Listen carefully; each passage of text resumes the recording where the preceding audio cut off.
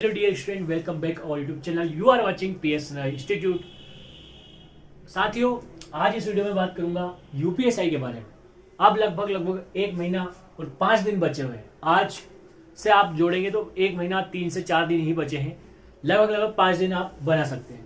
अब एक महीने का टाइम है लगभग, और अब इसमें आपका स्कोर पता नहीं कितना आ रहा होगा। मैं कैसे बता सकता हूँ? अगर आपका स्कोर 330 जनरल से 330 के प्लस, यानी कि लगभग 330, 335, 340 इतना आ रहा है तो आपका स्कोर अच्छा है। इसमें बात करूंगा मैं अब मॉक टेस्ट कितने लगाने चाहिए, कितने टाइम तक आपको मॉक टेस्ट, अब क्योंकि एक महीना बचा है। पहला जो बात होगी मॉक टेस्ट पे, दूसरी बात होगी आपके जो कमजोरियां हैं सिली मिस्टेक्स से, उनको कैसे दूर किया जाए।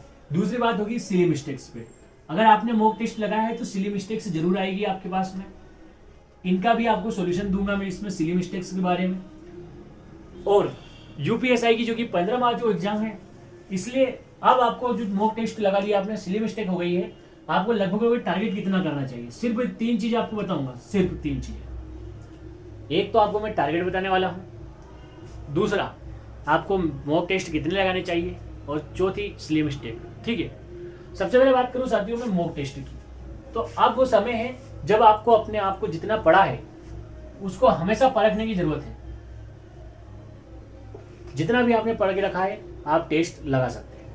अब आपको टेस्ट लगाने के लिए, आज मान लो मेरे यहाँ पे बात करूं 13 तारीख है, 13 तारीख है, वो लगभग एक महीना बचा हुआ है, क्योंकि 2 दिन तो खत्म हो जाते हैं। 30 दिन आपके पास लगभग बचे मोटा। अब इसमें आप लगभग 10 से 12 टेस्ट लगा दीजिए। यहाँ तक कि मैं कहूंगा कि लगभग अगर आप एक दिन छोड़ के लगाएंगे तो 15 टेस्ट का आप टारगेट रखिए। एनी हाउ कंडीशन में आपको 15 टेस्ट लगा के जाने हैं, क्योंकि एग्जाम बड़ी है, 160 क्वेश्चन आते हैं, 400 का पेपर है, और बहुत सारे सब्जेक्ट आपको पढ़ना रहता है। इसलिए कहीं ना कहीं हमें को एक डर रहता है, हमेशा एक डर बना रहता है। अगर आप रेगुलर टेस्ट लगाते, 10-15 टेस्ट आपने लगाए, तो ये समझ लीजिएगा आपका वो जो डर होता है, वहाँ एग्जाम में जो प्रेशर आपके ऊपर होता है वो खत्म हो जाएगा।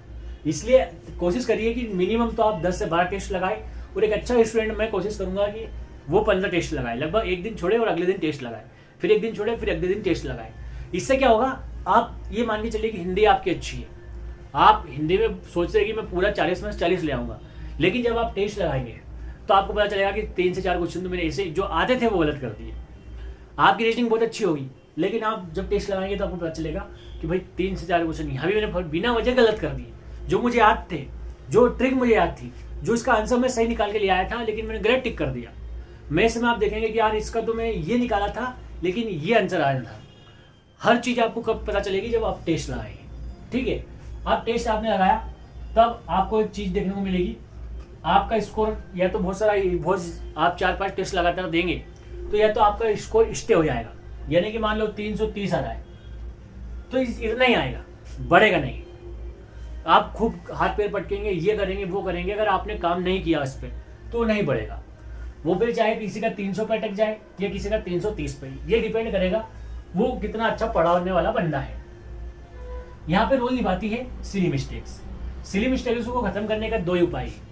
एक तो आपके पास एक कॉपी होनी चाहिए, दूसरी आपकी प्रैक्टिस होनी चाहिए। कैसे? आपने मॉक टेस्ट लगाए हैं, पर मैंने बताया कि 10-12 टेस्ट, हर टेस्ट को आपको देखना है, और उसमें वो क्वेश्चन देखने 10 से 20 क्वेश्चन आपको इतने सारों में से मिलेंगे जो आपको या तो याद थे या आपने माइनर मिस्टेक करके उनको गलत कर दिया। आप उन 20 क्वेश्चनों को डबल लगा लीजिए। एक बार तो आपने एग्जाम में टेस्ट में दे दिया, अब दूसरी बार आप खुद सोल्व कर लीजिए। आपने सोल्व कर लिया तो ठीक, वरना ऐसे क्वेश्चन जो आपको नहीं याद थे, आपने डबल करने के देखा लेकिन उसके बाद भी आप नहीं कर पाए, तो अब आपको उनको एक कॉपी में उतारना है। वो कॉपी आपको एकदम मास्टरपीस हो जाएगी। लास्ट एक महीने में लगभग आपको पास 200-300 ऐसे क्वेश्चन हो जाएंगे इकट्ठा एक साथ, जो एग्जाम के दिन आप ऐसे करके पढ़ सकते हो, उसको बार बार उनको पढ़ सकते हैं। तो वो जो मिस्टेक आपकी हो रही थी, मैथ्स रीजनिंग में स्पेशली काम होती है ये ट्रिक, कि आपकी कॉपी अगर रहती है तो ट्रिक और वो क्वेश्चन, उस टाइप का क्वेश्चन आपको काम आ जाता है। सिली मिस्टेक का सबसे अच्छा रोल है कि आपने टेस्ट दे दिया है, उसके बाद अगले वापस उसको डबल किया जाए, और उसमें जो 15-20 क्वेश्चन आप निकाले अलग से जो आपको याद थे, लेकिन आप सिली मिस्टेक करके उनको गलत कर गए, तो उनका आप या तो डबल सोल्व कर लीजिए। उसके बाद भी अगर नहीं आ रहा है तो उनको अलग कॉपी में लिख के उनका सोल्यूशन लिखिए और फिर उनको पढ़िए। ठीक है, इसके बाद टारगेट। प्रीवियस ईयर के जैसा टारगेट इस बार, जैसे पिछली बार जनरल का 216 गया था। अभी तक मैंने बहुत बार बता चुका हूँ प्रीवियस ईयर की कट ऑफ कितनी थी। अब यहाँ पे 316 से काम नहीं होना है, ठीक है। लगभग आपका जो स्कोर होना चाहिए 335 या 340, जनरल से मैं बोल रहा हूँ, इतना टारगेट आपका जनरल से होना चाहिए, ठीक है।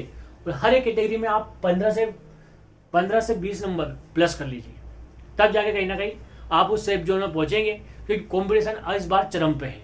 वो बात नहीं रही कि 316 पे जनरल का सिलेक्शन हो जाएगा। अब इस बात को अपने दिमाग से निकाल लीजिए, 330 के प्लस ही अपना टारगेट रखिए, 335 340, तब कहीं ना कहीं आपका काम आएगा। वीडियो पसंद आया तो चैनल को सब्सक्राइब करना, लाइक करना, वीडियो को शेयर करना अपने दोस्तों के साथ। आपको अगर मेरी मेहनत पसंद आई है, हमारी इन्फॉर्मेशन पसंद आई है, जो भी हमने आपको बताया अगर वो पसंद आया तो लाइक जरूर करना, कमेंट करना, और चैनल को सब्सक्राइब किए बिना मत जाना, क्योंकि आप कमेंट करेंगे और आप सब्सक्राइब करेंगे तो मैं मोटिवेट होता हूँ अगला वीडियो बनाने के लिए। जल्दी मिलूंगा एक और बेहतरीन इन्फॉर्मेशन के साथ। जय हिंद, जय भारत, इंकलाब जिंदाबाद।